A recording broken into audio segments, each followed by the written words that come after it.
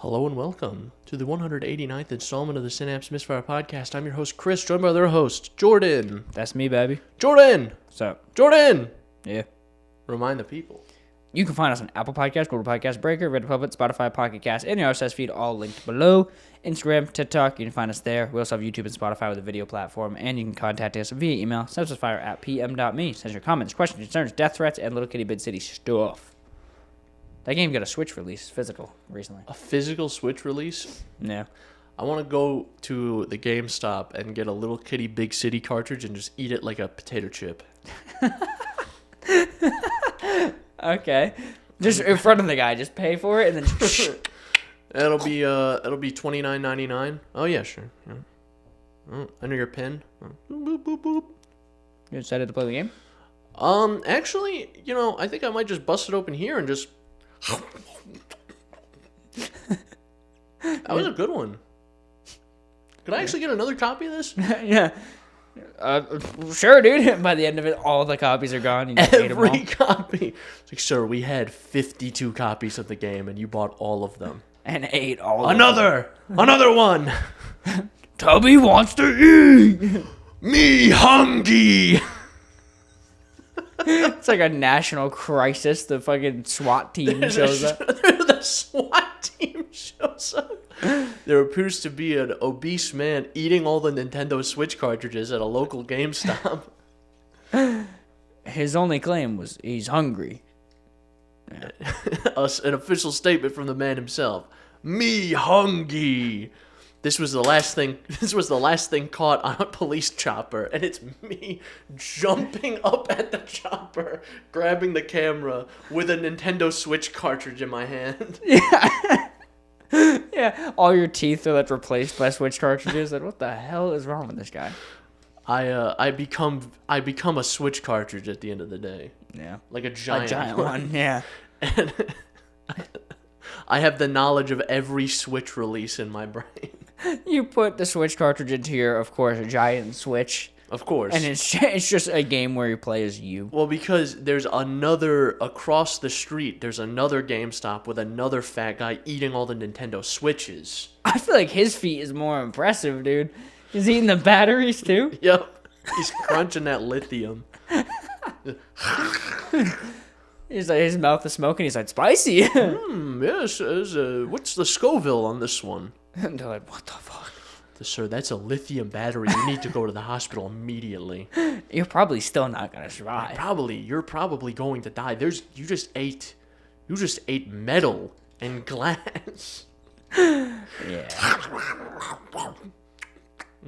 I need another one of these. What was the milliamp hours on that one? What was a million? He eats the battery and gets taller. Yeah, that's fucking. Oh, that's disgusting. But yeah, Little Kitty Big City got a physical Switch release. That's crazy. I'm not gonna buy it on Switch, but I bought it on PC already. I never bought it. I just played it here. Bought it day one on PC. It's a cool game. We need a sequel. I think we need a Little Kitty Big City 2. Nah, Little Kitty Bigger City. With a little Bigger Kitty, Bigger City, dude. A littler kitty and a bigger city. That would be funny. And I think it should be like every gritty reboot of everything. It's a little kitty trapped in a bigger city. This city threw him out, but he's not ready to go. But he's gonna go out fighting. And it's how you do the bird attack, but it's updated for this game. He's just fucking tearing the bird into pieces, mauling it in 4K. It is a one-for-one. It is a one-for-one recreation of the Kratos Baldur fight, like the first one, but it's a bird and a cat. I wish I knew how to mod. I would totally mod 2018. Oh, to do instead of the axe, it's his claws. Yeah. Puts his arm out. That'd be sick, actually. That would actually be cool. And even though we're not fighting God versus God, it's a thing that is really good at killing versus a thing that is really good at being killed. Yeah, yeah, fair. Man, there's not been a lot going on lately. No. You know what did happen? What's that? A new Minecraft movie trailer got released. We watched it. Yes, unfortunately. I have to say, I kind of like the 3D environments. Like, I like the 3D environments of it a lot, honestly. Yeah, me too. But I just know it's going to have some of the most bullshit dialogue. It's going to be such a shit movie. Yeah, probably. I know for a fact this is going to be another FNAF movie situation where 0 people in the theater are taking it seriously. Probably. Even the little kids in the FNAF movie weren't really taking it seriously. Yeah. I don't think there was a single... I don't know if that movie was even... Was there, like... There was jump scares in it, but was there anything that was, like, created fear? It was more like whimsy and silliness than There was fear. whimsy, but there was definitely some suspense. Not fear, but like when he's running through the woods looking for the brother would just spawn sometimes. Or the kid, not the brother, but he would just spawn occasionally. I think the problem is they tried to make a horror movie that would appeal to kids. Yeah. So they had to make it spooky. That's the fucking trap you run into now with horror games. Is for some unknown reason, children will latch onto horror games and things that are objectively terrifying. Yeah. With no real understanding of like what they're actually consuming. Yeah. Although with like Five Nights at Freddy's, it's not that complicated. I think part of it's the Let's Play behavior, like back in the day anyway. One of the reasons I liked Amnesia and Outlast and as much as I did as a kid was because people like PewDiePie, Jacksepticeye, Markiplier, all those people played it. And I was kind of like in that culture. Right. Like, I don't know if it was necessarily first-hand consumption, but more of like a second-hand. Right. But then again, I feel as though those games aren't made for children. No. And they were consumed by children. Now I think like a lot of horror games are made for children specifically. Oh, yeah. I see what you're saying. Yeah, I would say so. Yeah. I think they're made for it because it's this dumbass like, what if it was Disney World but scary? Like Poppy's Playtime, that kind of thing. Yeah, like what if you were in a toy factory? Imagine this. You were in a toy factory, you're trapped there, but the toys are evil. And then the company that makes the game sells you NFTs. Yeah. And a 2-hour segment of gameplay for $25. Yeah, no, that's true. A lot of the themes of them are like night shift worker goes to keep an eye on a factory that makes toys, and then the dolls come to life. Like, yeah, that is kind of it's like what's another example? I would say that's indie horror though. Like, you still do get your AAA horror games that aren't, I don't think, for kids. Like, you have the new Alien game, which is coming to VR. I don't think that's for kids. The Amnesia game that came out, and those things not don't for get kids. attention by kids, to be fair. Yeah. I feel like a lot of indie horror... Yeah, you're right. It is indie horror, where it's like, that I think is aimed towards children now. Maybe it has to do with that. Like, that sort of just get their attention. Every kid talks about it. Like, every kid's gonna go to school and be like, you play Poppy's Playtime? Like... Yeah. Well, like, did you... You're a kid who got trapped in a what is it? A fucking like arcade thing, and then you get molested by animatronics or whatever. You know, another one that came to mind.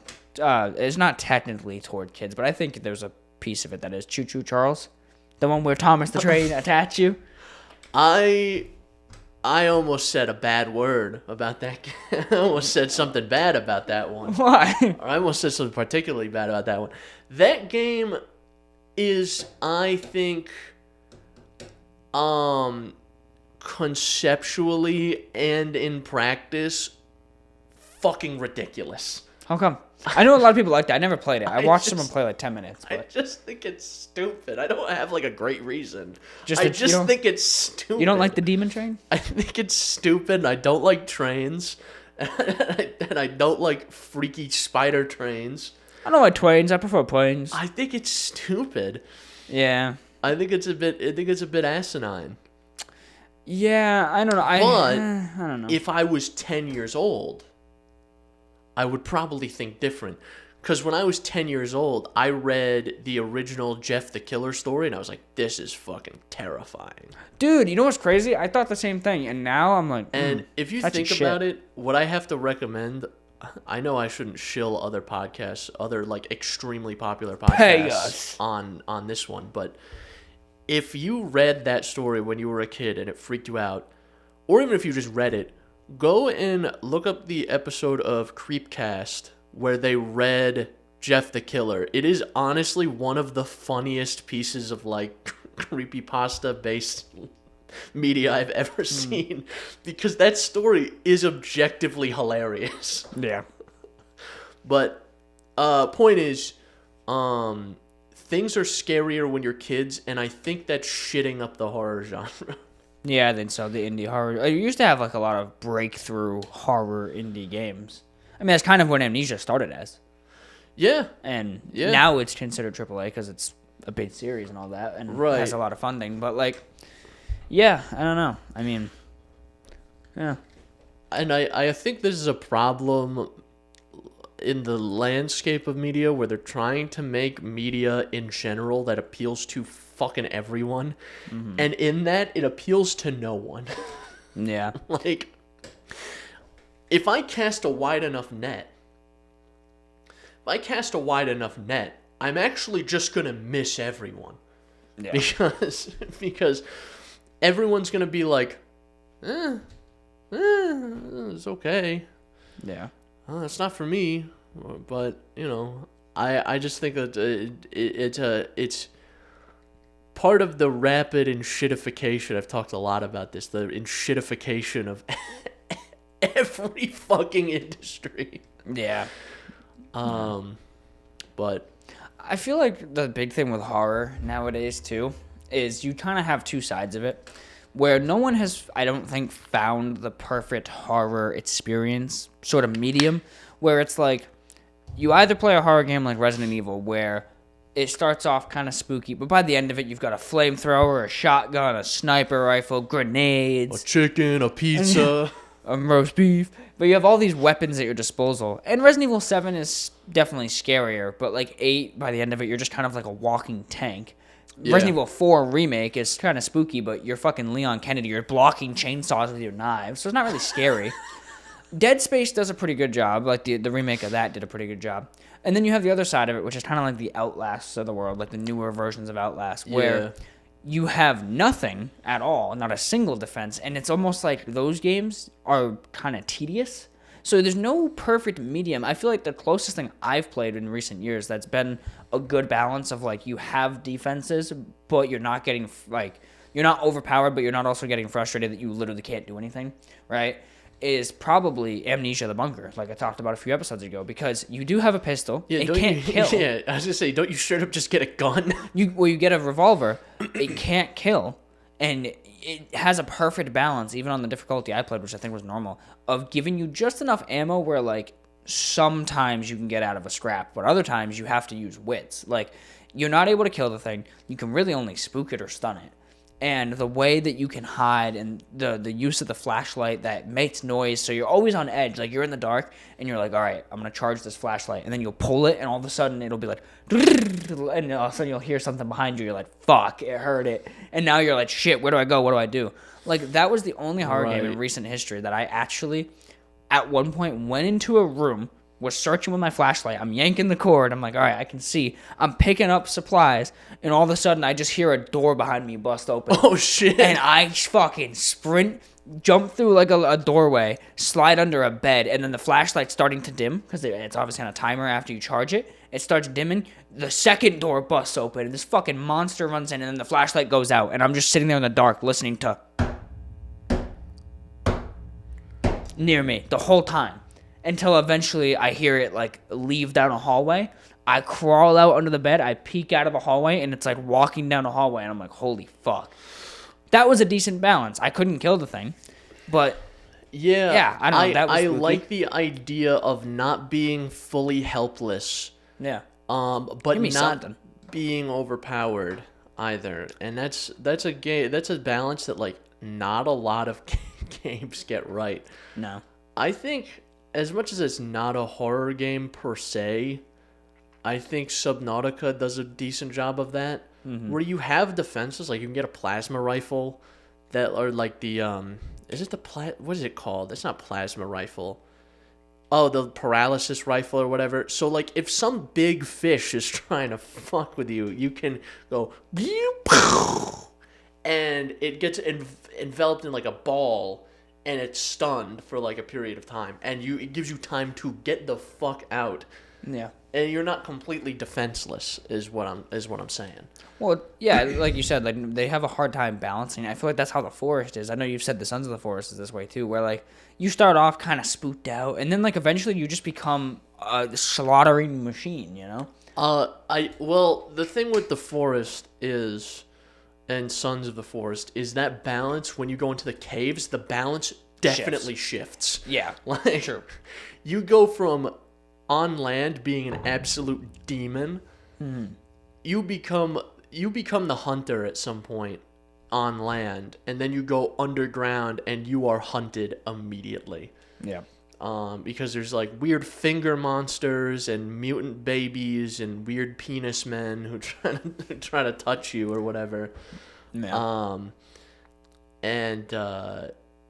That balance definitely shifts. I think that's actually an interesting balance because you have to progress, you need to go into the areas where you are not the danger. Yeah, where you're the prey. Where you're the prey, where it's not you're going into camps of cannibals who are, at the end of the day, the cannibals on the surface, not mutants, they're just people. Just really fucked up people. And and you just wreck house with their fucking camps. You go through with a chainsaw and start cutting people into pieces. Yeah. And then you go into the caves and it's just a different atmosphere entirely. Yeah, no, that is an interesting dynamic, which is actually kind of perfectly transitions into like a point I was going to make about games like the Silent Hill 2 remake. As much as I didn't like it, there's a part in that game that made me think more horror games should do this, where you have all your guns and your equipment, but then there's a part where you're forced where you lose it and you become the prey. Like before, you guess you weren't really a predator, but like things would come after you and you'd be like, all right, shotgun, right? Like I think the intention of the game is that you don't do that, but that's just how the game ends up being. So games can do something like that where it's kind of like, you know, you're this badass shotgun wielding motherfucker who's going up steamrolling things, and then all of a sudden there's some sort of flip the script moment where you're now the hunted. I've always thought that Outlast should do that. Like I feel like Outlast is a series that could make like a third real installment, and incorporate some sort of like, even if it's melee combat, like just give me like a fucking board to defend against regular ass insane people. And then when you get like the witches and the fucked up creatures, like that's when you become the prey, you know? Yeah, like imagine if the weird penis twins from the first Outlast, if they came after you and you just hit them in the face with a fucking 2x4. Yeah. Anything. Bro, there is so much shit in that environment that you could have used to just be like, Waka! I saw you pick up a metal pipe in the cutscene to move it out of your way. Like, pick the fucking thing up. This guy weighs 150 pounds. Hit him in the skull with a lead pipe. He will probably die.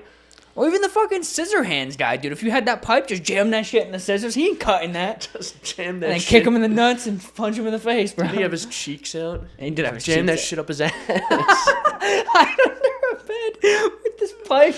He walks by and just Sneak up like it's a cartoon. You sneak up. And he goes, ah! And then you know you're really fucked when he goes, ooh. Oh, you could at least take me to dinner first. He turns around and chops you up. He turns around and he swings because the pipe's still hanging out of his ass. He swings it. He swings his ass around and hits you in the face with the pipe. Oh my god! Crack your fucking skull with it. Yeah, man. Outlast though, like I that's a great game. I love the first and second one. Did you ever play the second one? I did not. You should. It is actually like a really cool fucking game. I've watched the second one. That one has some cool, scary moments. with like memory psychedelic. I feel like shit. the second one, and this is from someone who watched it. Again, this is not from someone who played it. As a person who watched it, I feel like the second one kind of dragged. I think it did. I could see where it definitely, I think, tried to drag. I ended up dragging a little bit. Like, I feel like the second one could have been a perfect sequel that was, like, a short one. Like, say Outlast, I don't know what it launched at, but say it was $40 or whatever. Like, this would have been a perfect $30 sequel. Where it's, like, slightly shorter, a little more concise. I think Outlast was also, like, Outlast, the first game's like a tight 4 hours or something. Like, it's a short It is really short. a short fucking game. It is really short, yeah. And which is like kind of the best part about it, though. I think Outlast 2 is like double that. Like, Gotcha. It's a much longer game. Let me go to my favorite site, How Long to Beat, and I will. Let me consult the textbooks here. I will tell you immediately. Let's see it. So Outlast 1 sits 5 hours for the main story. If you try to do completionist, it's 11.5, whatever. And Outlast 2 is 7.5 for the main story. So I mean, it's still a solid almost 3 hours longer. Though. It's longer, but maybe I was a little bit wrong. I thought it was like, well, I thought Outlast 1 was like 4 hours, and I thought Outlast 2 was like closer to 8. So Outlast 2 is closer to 8. It's just Outlast 1's a little longer. Outlast 1's a little longer than I thought it was. Yeah. You ever play Whistleblower for Outlast 1? No. Again, this is another one I watched. That was pretty cool, though. I liked Whistleblower. I thought Whistleblower was a cool DLC. Yeah. Freaky fucking characters in that one. Yeah. Yeah, Whistleblower was like almost like a body horror, shock value sort of DLC. But it was good. It was good. Did you ever finish Alien Isolation? I know you had started it recently, or you planned on it. Or I something. plan on starting it, and no, I never actually started it again. I keep seeing that game come up because they just announced the sequel finally after all these years. So people keep talking about it again, and I'm like, man, maybe I should go back and play it. Because as a kid, I was too scared. I should play it because I've complained now for a while about horror, and I know that every time this conversation comes up, people talk about how like uniquely good Alien Isolation is as a horror game. So I heard, again, this is total, I haven't researched it, this is unconfirmed, by me anyway. You might be able to research it and look it up. But I heard this morning, because again, I kept seeing alien stuff, that the reason the alien is so scary in Isolation is the programmers gave it 2 artificial intelligences in the same body. There's an AI that controls its head, that is essentially its brain, and knows exactly where the player is at any given moment. And then there's the body. The body is controlled by a second AI that only receives subtle hints from what you do in conjunction with what the first brain knows. So essentially, if you make a noise in a certain room, the first brain that knows you're in that room will say, they could be in that direction. And then as it gets closer, they start to kind of drop other hints of like, well, there's 4 hiding places in this room. It could be one of these 3. And like, it does that. And there's sometimes times where they totally link up and it like seems to heat seek you, like it knows where you are. And there's other times where it wanders around the room like, where the fuck is this person? Because the one brain is not telling you exactly where you are. Apparently, that's how it was programmed. So that's, I think, what I've heard is distinctly why the alien feels so genuine in most cases, where it's like, it does always seem to have a bead on your general direction, but it never seems to really know, like, exactly where you are. It's not, like, cheaty, per se. And I think what's cool is, if I remember correctly, too, the alien never despawns. So, like, when it goes in a vent, it's just up there doing something. So, like, you could accidentally open a door as it's coming out of a vent and be like, fuck. Like... He's up there getting freaky. He's up there cranking his shit with his little mouth thing, dude. Xenomorph up there cranking his Xenohog. You go to open the door slowly and you just hear, oh, about to buzz. I'm gonna go. I'm about to Xeno my morph. Who up Xenoing they morph? Dude, it's scary. You open the door and its head's on the side of it. It puts its head back on. You're like, oh my god. It's a guy in a suit. Yeah. But he still moves like the fucking freaky alien. Oh, man. But yeah, so Alien Isolation seems cool. And they're making a VR successor that I don't think is directly tied to the game, but it's Alien Rogue Incursion. Comes to the Quest 3 in December. I think I'm going to try it. I'm going to be a bitch with that game because I do okay at best with horror games, and I've played a couple VR horror games, and they're like fucking crank it to 10. So I made it through those though, so I think I can make it through Alien, and I think you get a gun in this one. So, just give me a shotgun. I'll fuck this alien up, bro. I'll fuck this alien. I'll shoot him right in his head, and I'll take his little mouth as a souvenir. I got a plan for that one. Keep that shit as a fleshlight. I got a plan for that one. Oh, dude, Two mouths. You can put it on backwards though, so then the tip of your dick has a mouth on it, dude. That'd be sick. That'd be kind of tough. I'd be using that as a self-defense I weapon. was gonna say self-defense, dude. You get like handcuffed, right? And you're like chained to a pipe. Deploy the dick mouth. Zeno, you know what to do. And it launches out. Dun dun dun dun.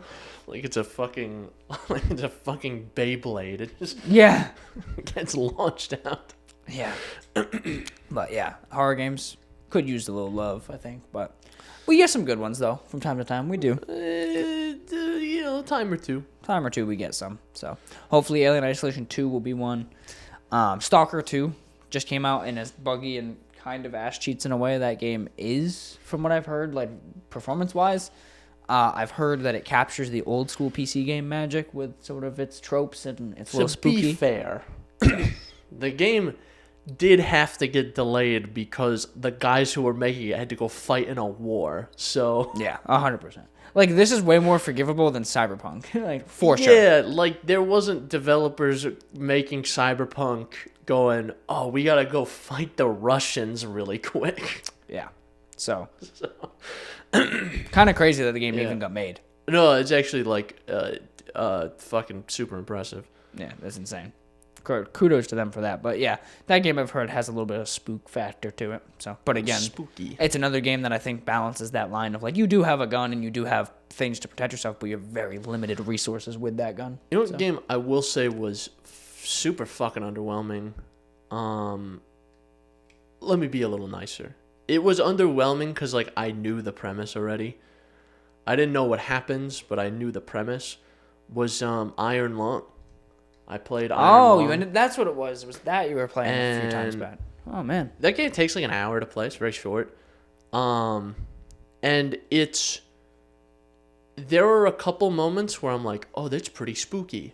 But, like, the main gameplay loop is trying to figure out how to navigate this fucking submarine through like different places.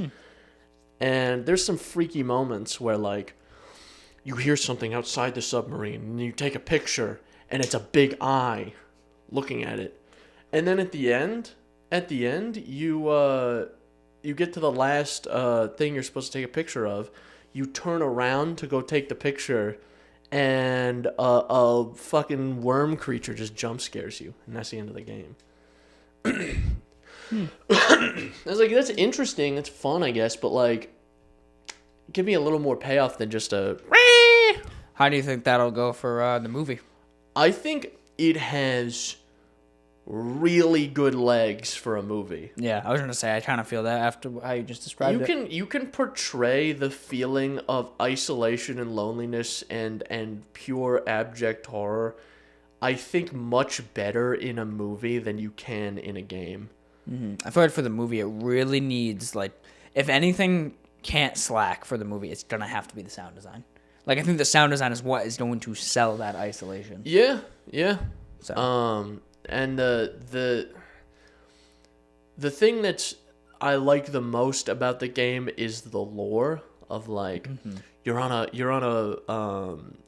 something happened where all the habitable planets disappeared. Habitable planets and moons just fucking disappeared for some reason. No one knows why. Only people in space stations are left. You're a prisoner. There's a moon that has an ocean of blood, and you're being sealed into a submarine and shoved into this fucking... Fun. Like, that's awesome. But, like, it's just like...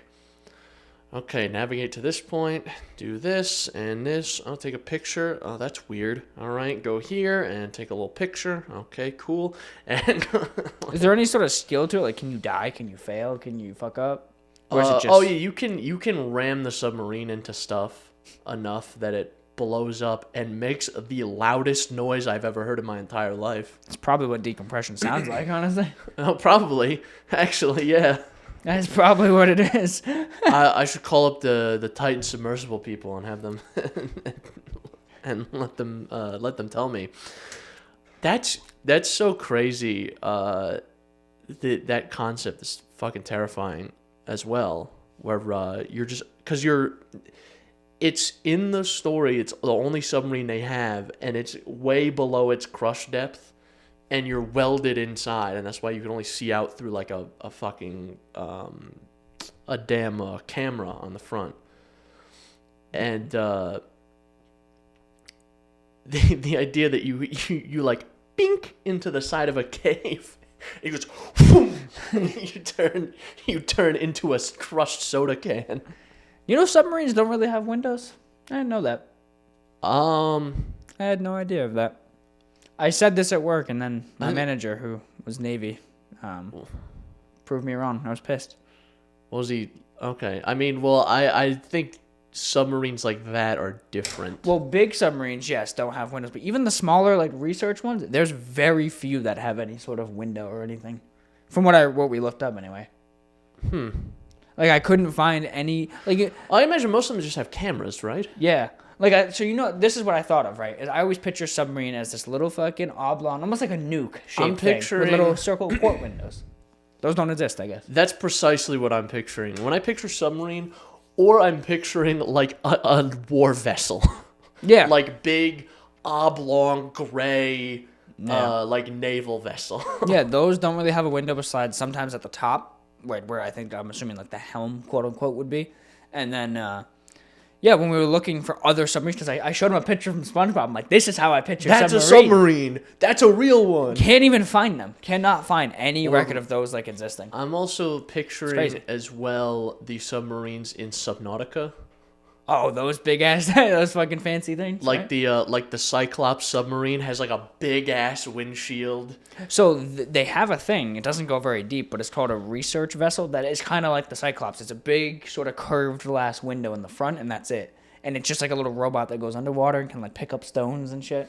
Pick up rocks underwater. Ooh, pretty rock! And then it collapses. Yeah, I guess most of them are just cameras, which is like that's so disappointing. There's so much less whimsy in the world than I want there to be. I know, right? I want there to be like a little submarine we go on a little adventure in, but no, it's just dumb stupid tubes in the water. Yeah, I want like a magic school bus ass submarine. Yeah, just me and the boys are just going with a little propeller under the back. Yeah, tiny propeller. Yeah. And we drive it around. Yeah, and we look out the window and a fishy swims by, and we're like, wow. Yeah, a fish swims by. But it turns out you're going into the inky blackness of the deep sea, and you can't see anything without a light, and you have to be sealed in with no windows. Yeah. And also, in some cases, there's a fucking nuclear reactor behind you powering the thing. Yeah. Which is also terrifying. I don't know how people are submariners. I don't understand that. I don't get it. I don't like the water very much to begin with. I can't even swim. I keep forgetting that. You bring it up every time. I'm like, yeah, this guy can't swim. Yeah. I can swim pretty good, but not when I'm, several hundred feet underwater at, the minimum. Yeah. That's a day trip. That's like a tiny trip. Yeah. Yeah. Fuck that. If I am like, oh no, we're taking on water, and I open the hatch, and I'm like, hang on, I gotta swim all the way up to the surface, 2,500 feet or whatever. I don't know why I just picture us in a submarine and you're like, oh shit, we have a slight leak. Let me open the hatch. Let me get some fresh air in here. All this water comes in. Immediately just kills us with the pressure. Right. You have no chance of holding your breath because your rib cage is out of your ass at the moment from the decompression. Yeah, you get like Byford dolphin incidented straight through the fucking port side window. I feel like, it made sense, I guess, because I can't swim, but I know way less about the water than I thought I did. Like, I only recently learned that like a deep sea dive is 70 feet. I was like, fuck that. That's bitch shit. For just scuba, yeah. I didn't know any deeper than that. You have to like decompress. I'm like, what? Yeah. Yeah. That's crazy. I didn't know that. I always thought, like, to me, a deep sea dive, I'm like, yeah, it's like 500 feet. And down. if you don't decompress, you get the bends and fucking die horribly. Yeah, it's super painful. I only learned it from a TV show, actually. I was like, they went like, you could see the boat from the wrecked ship that they were exploring, but then they came up too quick. I'm like, that didn't even look that far. I said to Letsy, who somehow knew about this, by the way, which usually is the other way around, and I was like, they only went like 100 feet. Why would they decompress? That's stupid. And I was like, that's a logical fallacy for the show or some shit. And she's like, no, that's actually really deep. I was like, no, it's not. Turns out she took a fucking swim class when she was like 4, and they taught her diving. Oh. So turns out 70 feet, any further than that is considered deep sea. I'm like, that's crazy. Also, that's crazy. The reason that I know a lot about this is because of learning about the Byford dolphin incident. When they have people who are underwater welders, and they're like, we need to put you under the water in a pressurized environment for, like, preferably a long time. They will just take a vessel, pressurize that vessel, and then keep it pressurized, and then put it under the water or whatever, so that you're always under that pressure, so you don't have to, like, go out and come up, and then you have to deal with the bends and whatever. What happened was this particular vessel, there were guys in it, there's supposed to be like a pressurization event or like a depressurization event where the pressure gets released slowly and they like recover or whatever. And then they can all exit the vessel. And it turns out there was a miscommunication, I think, between 2 of the crew members. And they opened this like valve all the way. And all the crew members got sucked through a 5-inch round hole. What the fuck? Yeah, got turned into goo. Oh my god. Yeah, no, pressure's no joke, man. So here's the thing. So I understand in space, right? If you stay in space for a long time, your blood cells tend to become spherical. You turn into a werewolf. They turn spherical, so therefore, because there's less friction, et cetera, et cetera. Like, I know that part of it. What is it about the pressure under the water that gives you the bends? I've never researched it. I don't know enough about it. I believe it's nitrogen in your body becoming compressed and going into like your, and then when you go up, it decompresses and like starts to boil or something. Yes, that's what it is. And okay. Fucks with your bones. No, yeah, that is it. I did know that. I just couldn't remember. Yeah, it is the nitrogen, like you said, boiling. Yeah, that's why it's so terrifying. That's deeply, deeply disturbing. Yeah, that's crazy. That's fucked up, man. I'm not going underwater ever. Honestly, dude, I say we should evaporate all the water. Fuck the water. Abolish water, I think. Yeah. But I see people who do like, especially, because people who scuba dive already kind of fucking crazy. I'm not going to lie. A little bit. I'm not doing that shit. But especially people who do cave diving, where they go into a cave underwater, where you could become stuck easily above water. They do it underwater with a limited oxygen supply. They're lubed up by the water. Which at most they're getting like, 2 hours or whatever out of an oxygen tank at like the most. Yeah. You're going to go into a cave? A cave? Unbelievable. Yeah, I don't feel bad for anyone who dies like that.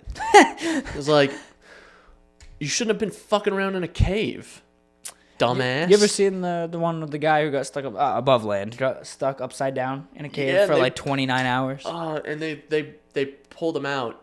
Or the guy who got stuck upside down, they pulled him out, and he was coming out, and the cable broke, and he fell deeper in where they couldn't get him. Oh, maybe that was the same guy. I was just saying, because I don't think they got him out, but yeah, he fell deeper in. He fell deeper in where they couldn't get him, and he died. Yeah. That's great. Yo, honestly, I'm just saying, if I get rescued and the steel cable breaks, I'm killing myself. God honestly just had this planned. Like he pranked me, bro. That's it. God pranked me. Like, there's no way a steel cable is gonna break. It's your time. I'm sorry. Like, that's the Lord. Hasta la vista, baby. Yeah, it's over for you. But yeah, fuck that. I would never go caving. I would do like caving where I can stand up and explore a cave. I go through like a tourist cave. I've done that before, where it's like a big old cave, and you go down like the cave, and you look at the stalagmites, Yeah. And you look at the groundwater, and the groundwater's really cold because you're like 40 or 50 feet underground. Yeah. That's cool. That's awesome. And I've done like a caving exploration thing where you have to squeeze through and stuff, but not one where you could literally get stuck. Like you would have to ram yourself into a small ass opening to get stuck here. Yeah. And that stuff's fun. And I'm not going to go through ones where you have to like crawl. You're in like a gap that's like this wide. If it's like crawl space wide, I'm good. Like if I can crawl kind of on all fours, I'm fine. But the second I have to belly military crawl, nah, I'm good. I'm done. Fuck that. Or like you have to do that fucking stupid thing where you kind of do like this, you like nudge with your fingers, and you can't even crawl. You have to like drag yourself. Where people have to like they have to decide whether they want to do this or do this because you literally can't move your arms around. Yeah, no. Whether it's easier to pull yourself this way, push yourself with your feet, or push with your hands and feet. Yeah. Because it's only shoulder width wide. That shit fucks me up. I'm getting like chills thinking of it, dude. That's fuck. Yeah, that's fucked up. The best part about it is you don't have to do that. There's literally no reason to do all that. Yeah. I would go skydiving 10,000 times before you got me in a cave. I would go skydiving at least twice. If I'm being real. If it was like, hey, you have to go caving one time or skydiving twice, I would do it twice. You have to go caving one time, or you have to go bungee jumping with the cable attached to your penis. I'm gonna do bungee jumping. I don't like just hey, at least I'm not gonna suffocate in a hole in the ground. I'm just gonna go ouch. And then bungee jumping with your oh my god. with your luck though, you jump and then you somehow still hang like That's your swing. Pull me up. You get to the top. They pull you all the way back up and then just at the very top. I would go on the fucking medieval torture machine where they tie your arms behind your back and pull your arms out of the socket. I would do that before I went in a cave. I would honestly get blood eagled before I went in a cave. I would get a jar full of rats, put it on my stomach, and put a blowtorch to it so the rats eat through my stomach before I went in a cave. Oh my god, that was in Fast and Furious. Was it? Fast and Furious 2, yeah. I just watched it 2 weekends ago. I've only seen the first one, and I don't even remember it that well. We're watching through all of them. We bought them all on DVD, so it was just something we were collecting or whatever. So we're watching them. And the second one, yeah, they have a guy. They do exactly that. They put a bucket on him and they heat it up with rats. I need to watch those movies simply because I want to see them degrade. Like I want to. 1 and 2 are actually pretty good. 3 I've heard's rough. Yeah, I've from my understanding, you get some like okay movies, some like decent movies, and then it just descends, and then by like 5 or whatever, it's bullshit for the rest of them. And it's crazy because I think part of it is entirely like ego based. I think in one of them, both Vin Diesel and The Rock have clauses in their contracts where they can't get hurt or lose a fight. So when they fight, they are doing things that like should objectively kill anyone, and they barely have any damage on them. Yeah. That's the one thing I hate about The Rock is his stupid contract with that. It's like, bro, I get it. It's your image, but like maybe don't play a character like Black Adam in DC. Like, come on. I'm just saying that's a really bold clause coming from someone who has 0 acting range. He is the same guy in every single movie he's ever been in, and he keeps getting fucking cast for things. Yeah. Stop putting him in movies. Yeah, I'm surprised he's not in the fucking Minecraft movie. I'm surprised they went with Jason Momoa. Yeah, probably because they were like, because he was actually he's in a movie that's coming out recently about Santa Claus and Red One is what it's called. the red one, some dumbass Christmas movie, and he got paid I think $200 million to be in that movie. So much so that he is like 2/3 of that budget's movie for him specifically. And according to what everyone says, he doesn't show up. He's a piece of shit to work with. He makes assistants deal with his piss bottles. Like, he's a fucking piece of shit. Yeah, he's an egotistical asshole. Also, there was also on that movie, I think they opened to like an $8 million box office. $8 million? That movie, I think, is like one of the biggest commercial flops in history, if I remember correctly. Oh my goodness. Let me see. For reference, Godzilla vs. Kong, the second one, Godzilla X Kong. The box office for that, the first weekend, was like, I think $90 million or something, and that blew away everyone's expectations. Yeah. Like, that was a lot of money they made on that one. Oh, I think I confused it with Joker. Joker was the one that opened Joker terribly. 2? Yeah. Our Joker 2 was ass, too. Yeah, because in total, Joker's at $66 million out of $200 million budget. Jesus. Yeah. No, Red One, it looks like actually did pretty good, which I thought it did really bad in reviews, though. But it looks like it might have opened with $100 million box office weekend. Interesting. Yeah, topped the U.S. box office. $34.1 million in the first weekend. Estimated to be a $250 million budget. Yeah. Oh, actually, it went $50 million over budget. Yeah. $50 million over budget, which is fucking crazy. It's probably disposing Dwayne's piss bottles. If I was getting paid $250 million to be in something, I would be putting in 25-hour days. Yeah.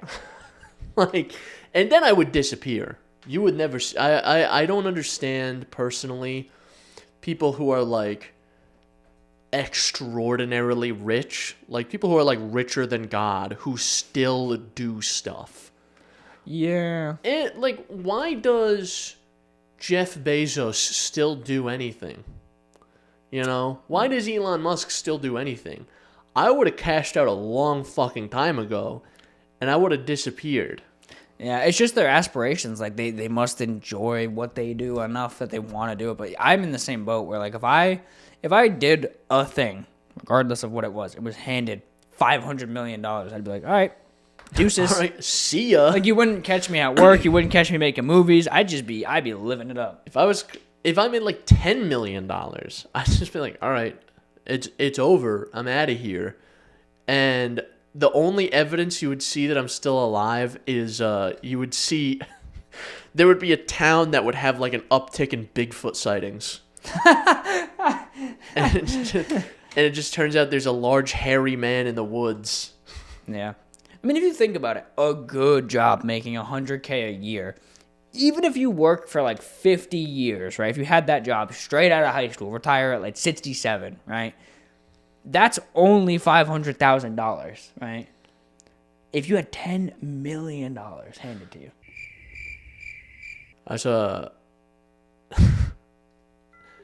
It's actually...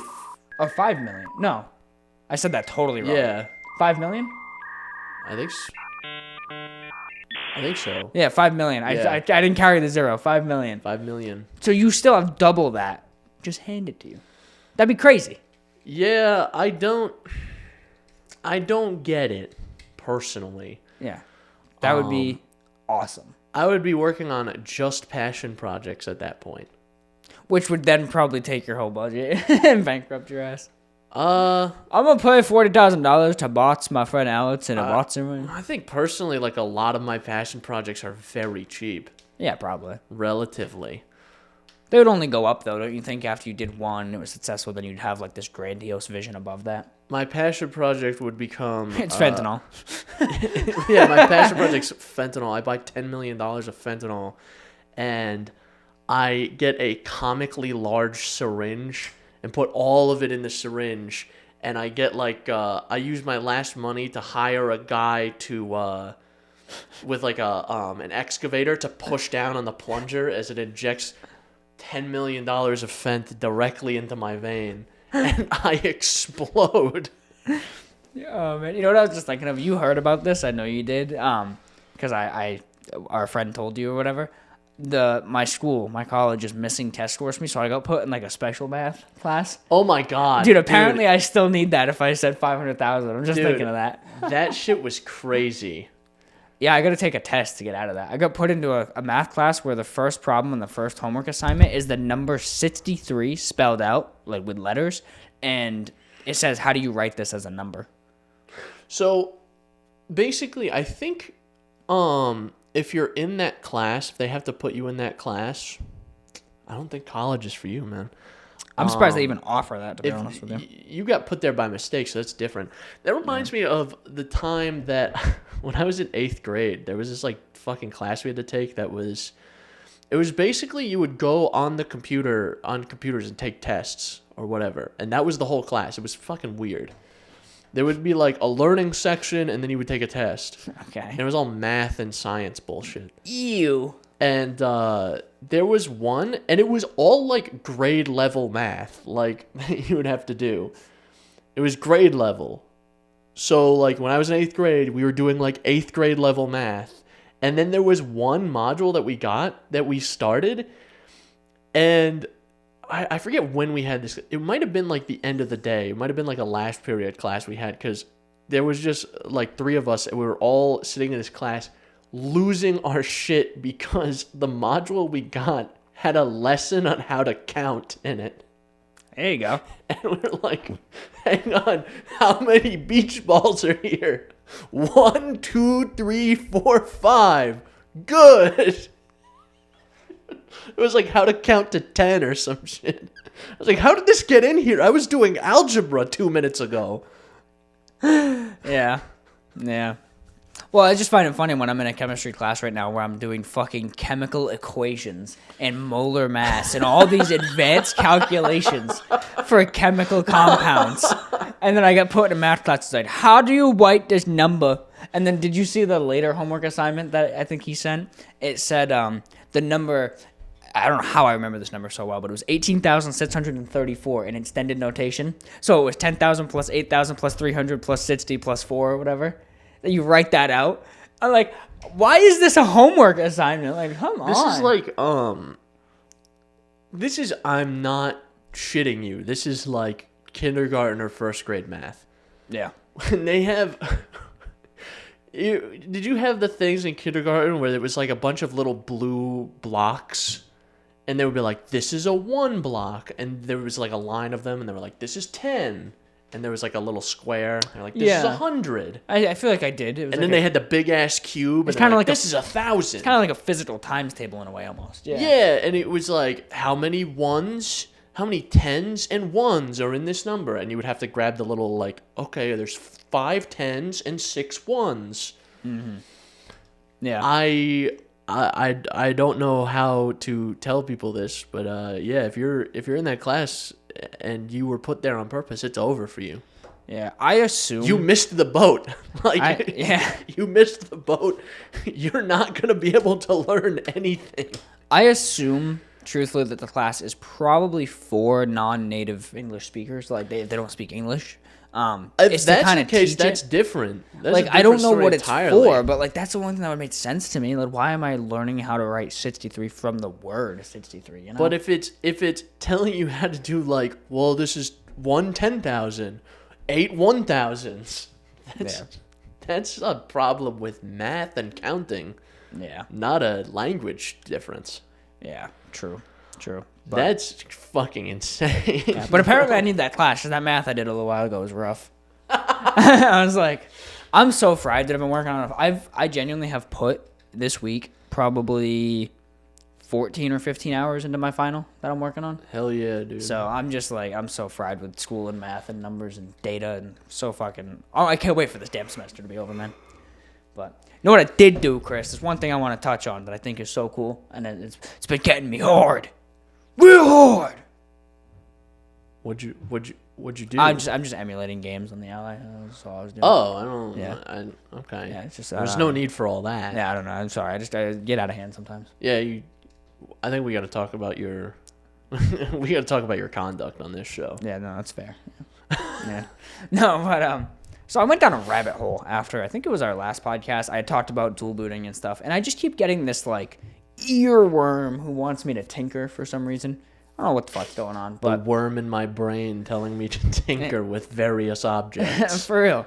So like, you know, I've mentioned before, I've collected a bunch of games. I have a bunch of PS3 games I want to play through and all this stuff. But I was like, you know, it's rather, not inconvenient, but it's rather like, meh, to sit at my desk and play a PS3 game after working in an office all day, coming home and working on homework for 2 hours at my desk. And then I don't want to sit at that same desk and play fucking Infamous, right? But I really want to play Infamous. So I was like, you know what? Let me look into the world of emulation. So I did a little research, and basically, TLDR, I installed EmuDeck on the Ally on Windows. I now have Xenia, which is the Xbox 360 emulator running, and RPCS3. And I've been emulating some damn games, man. And it's been fun playing Gears of War on the Xenia emulator. I played Spider-Man Web of Shadows. I beat that. That game's so fucking good. Fucking love it. Game's awesome. I could talk for 25 minutes about why that game is still probably the best Spider-Man game we've received, but from a gameplay perspective, not a story perspective. But. Video game. And then RPCS3, I was able to emulate Infamous. So it's actually not as much work as you would think setting up these emulators. There is some fuckery though. Like I had this weird shadow issue with Gears, and I had to patch it, and that took me like maybe 10 minutes to learn how to do. But then I did it. I think with emulation, I feel like there's a lot of easy ones to do. Like if you wanted like a Game Boy Advance emulator or something, super easy. Like it takes fucking no time at all to set up. But I think when you get to more modern emulation, there are people who are like fucking wizards with emulation who just their whole thing is emulation. That's what they do, and they're fucking good at it. And then there's someone like me where I was like, I don't really care to like emulate shit to begin with. And I'll just get the urge to play something and be like, and then just move on with my life. Yeah. No, that's fair. That's fair. I really wanted to play Red Dead 1 on PC. I just haven't felt like plopping over $50 fucking dollars for a 14-year-old game or whatever that I own on PS3 already. So I was like, you know, let me try to emulate it like on the 360 because I know the PS3 port's rough. And like the whole 30 frames thing doesn't matter to me because generally speaking, the emulation tends to have a more solid frame rate because you have more power now than you did then. So it actually isn't too big of an issue. But I couldn't really get Red Dead 1 to emulate well on the Ally. Like it looked phenomenal. Like graphically, I was like, this is so beyond 2010 playable. Like this is incredible. But the frame rate was ridiculously bad. And I looked into it, and apparently Red Dead specifically is like very CPU heavy, which in a handheld you're obviously bound by. Right. So I looked into some of the patches. You can turn on patches to fix things to like make it less intensive. And the only way I could get it to run at a halfway enjoyable frame rate. Keep in mind, this was the opening in Armadillo. This wasn't even like talking about the cannon fight later in the game. None of the Molotov stuff. So I don't know how it would have held up long term. I had to turn off trees and foliage. And I was like, I'm not playing this. That game being CPU intensive is crazy because I think on the 360 the CPU was, and I think it was the case on the PS3 as well. The CPU was like less than a gigahertz. Yeah, like it was like couple a megs. single core, like 800 megahertz. I can actually look it up. I feel like technology doesn't scale well sometimes because you say that, right? And then I think about my CPU, fucking 8 core, 4.9 gigahertz, and I really feel like it's not like that revolutionary, you know? I was wrong. I was mistaken. Almost as bad as Jordan's math. I was mistaken. I might have been thinking of the original Xbox.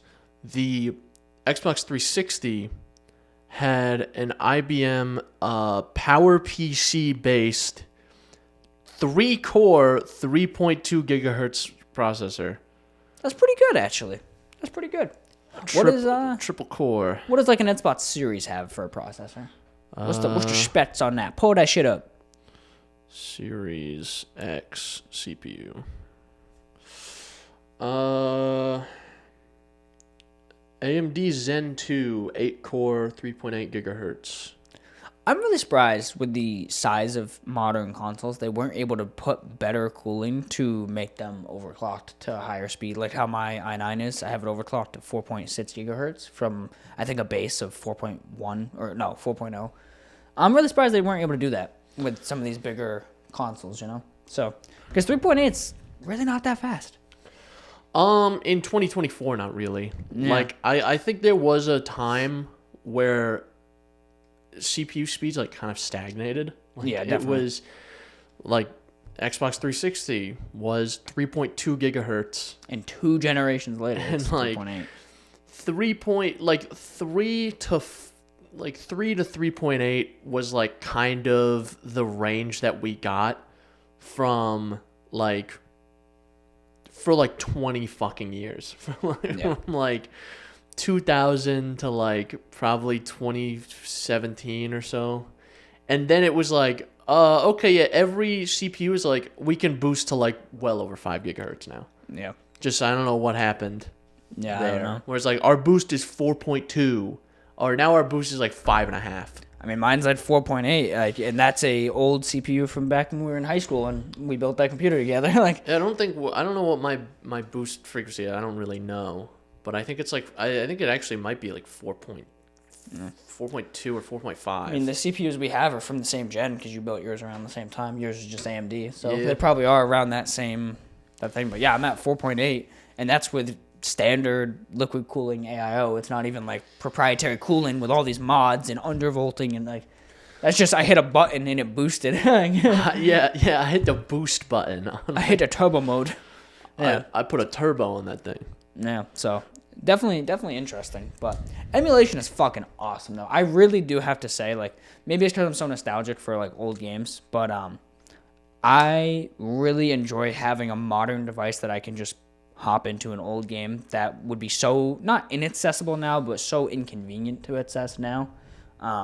Especially in today's day and age too, where like those games are just different, man. They are like you just play Gears of War 1 and it's nothing like Gears of War 5. It's so different. Well, the problem is because there is clearly a desire for these old games to be like playable, and a lot of them like aren't unless you have the hardware or you emulate them, and a lot of publishers and companies will kill you with a gun for emulating things. Yeah, I know. They're like, especially like Nintendo. Fucking They're gonna hear that I emulated Pokemon Red on my From iPad 1985. on my iPad when I was fucking 12 years old, and they're gonna send a fucking strike team to my house to kill me and my cat. Yeah, they're gonna John Wick your ass, bro. They're gonna think you're dead, and then you're gonna go after Nintendo.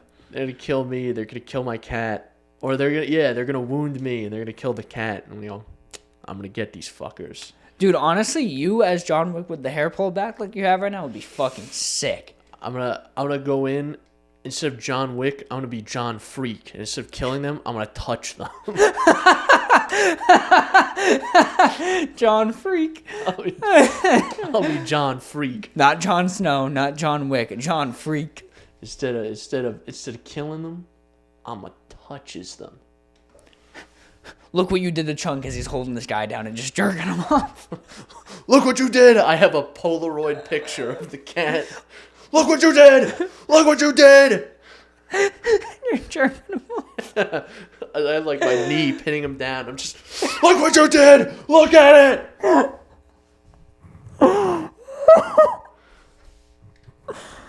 That got heinous. That is such a terrible, terrible mental image. I wish I could burn that out of my corneas, dude. But, oh my god.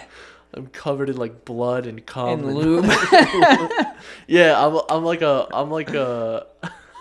I look like I just came back from a Diddy party. Like I'm covered in oil, Fuck, bro. and I slither away like a slug when it happens. That's fucking I leave a crazy. trail of baby oil. Oh, fucking snail trail, dude. Just fucking, oh. What happens is like they try to get him. He goes, "That's John Freak, get him!" And I go, "Oil slick." I throw baby oil out, and they go, "Whoop whoop whoop whoop whoop whoop whoop." They shoot you and the bullet hits you and spins in the oil. It starts spinning. And just like it's slipping on you. Won't even penetrate. That's fucking. It slips off the surface of my body. Oh, my face actually hurt from smiling. Yeah, it's always an interesting day. I think we've said this before. If we have no notes, it's a hit or miss episode. It's gonna be terrible, or it's gonna be like this. Yeah. Hey, take a guess. I'll give you 10 seconds. Take a guess. What part of this do you think was actually noted? What story had notes about it? All right, the great reveal time. It was the emulation story. That's the only thing that had notes. Actually, it says here, John Freak. Wait, hey, Chris, is that the script? Do you have the entire script of this I have episode? the entire script right there. I'm looking at It's it like right live now. updating, actually. It's me dictating to the fucking computer. Yeah. No, but yeah, literally emulation. That was the only thing. Emulation. Oh, one last thing. I was gonna mention this at the top of the show, but whatever. I got into another fucking car accident. I was gonna bring it up, but you didn't. So I was about to say something during the John Freak thing, but I was like, I won't. Maybe you don't want it. We got John freaked. So, longtime viewers may remember, a couple of years ago, I crashed my Prius. Entirely my fault. That was me. Yeah. This time, I was driving my Honda Accord. I was driving to work, and someone was coming out of a fucking plaza or driveway or something and just slammed into me. Yeah. It was awesome. It was great. Now my car's being fixed, and because it's body work, it's gonna take 100 years. So. Yeah, that part they need, like if they need part of the quarters, probably like 14 months on back order. So. They're like, yeah, we could get you a new bumper, but yeah, it's gonna be 52 year lead time.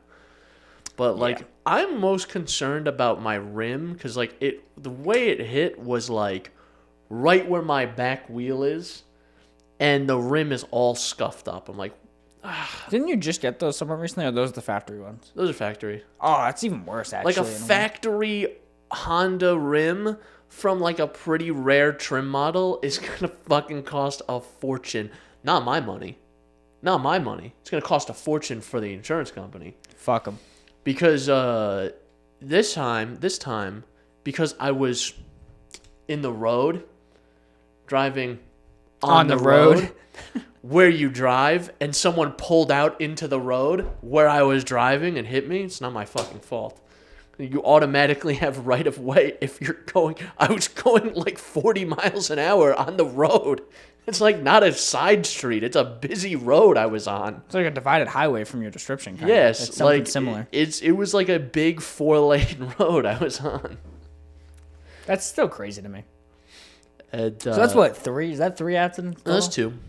I thought you had another one, no? No, that's the second one. All right, it's not as bad. That's the second one. At least this time, like you said, it's not your fault though.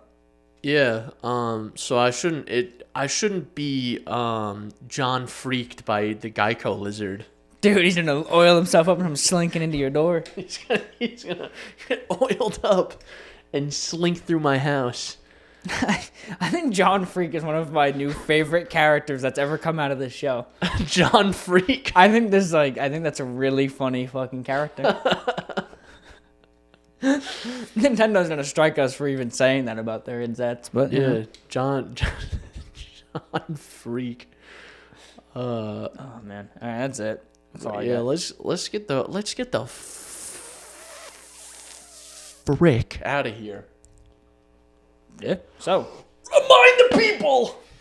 So as always, you can find us on Apple Podcasts, Google Podcasts, Breaker, what? Radio Public, what? Spotify, what? And YouTube.com. What? And the RSS feed. And that's the bottom line. 'Cause Stone Cold said so. And this is Remember to Talk, baby! What is this fucking outro? Oh my god. And of course, email us synapsemisfire@pm.me. Send your comments, questions, and death threats. The next episode, we gotta record like NPR. Yeah. Hello and welcome to the 190th installment of the Synapse Misfire Podcast. I'm your host, Chris, joined by our wonderful other host, Jordan. That's me.